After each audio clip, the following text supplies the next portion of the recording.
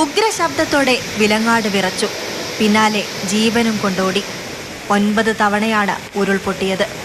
എന്തോ ഒരു സൗണ്ട് കേട്ട് നോക്കുമ്പോഴേക്കും വെള്ളം മുറ്റത്ത് എല്ലാ മുറിയിലും ഇത്രയും ചെളിയ.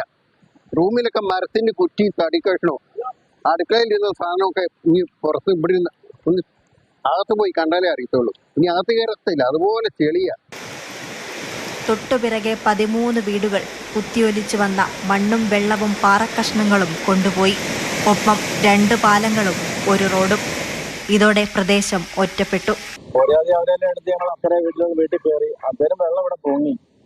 അപ്പം പുഴയിലെല്ലാം പാടത്തെങ്ങാണ്ട് വരുവാ നമ്മളെ നാളെ ഉരുള് പൊട്ടിയതാ പറഞ്ഞു. അന്നേരം ഇവിടെ എല്ലാം വെള്ളം ഫുള്ള് പെരയും തോടും പെരയല്ല ഒരുപോലെയായി.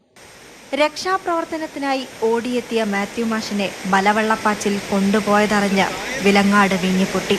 3-ാം പക്കം മാഷിന്റെ മൃതദേഹം കണ്ടെത്തി. മാഷിന്റെ നേതൃത്വത്തിൽ 3-4 ആളുകൾ മല്ലിച്ചേരി ഭാഗത്തേക്ക് എത്തി. അപ്പോൾ മല്ലിച്ചേരി ഭാഗത്തേക്ക് എത്തുമ്പോൾ കൂടുതൽ വെള്ളം ഒന്ന് പൊട്ടി വരുന്നു. അപ്പോൾ മാഷിന് ഓടി മാറാൻ സാധിച്ചില്ല.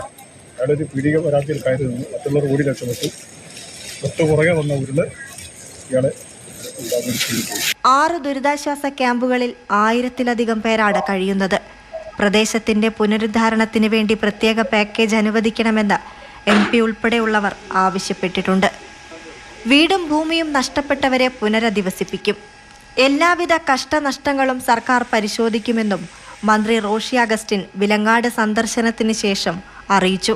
ഇക്കാര്യങ്ങളെല്ലാം ബന്ധപ്പെട്ട ഉദ്യോഗസ്ഥർ കൃത്യതയോടെ കൂടി റിപ്പോർട്ട് ചെയ്യാൻ ആവശ്യമായ നടപടി സ്വീകരിച്ചു കഴിഞ്ഞിട്ടുണ്ട്.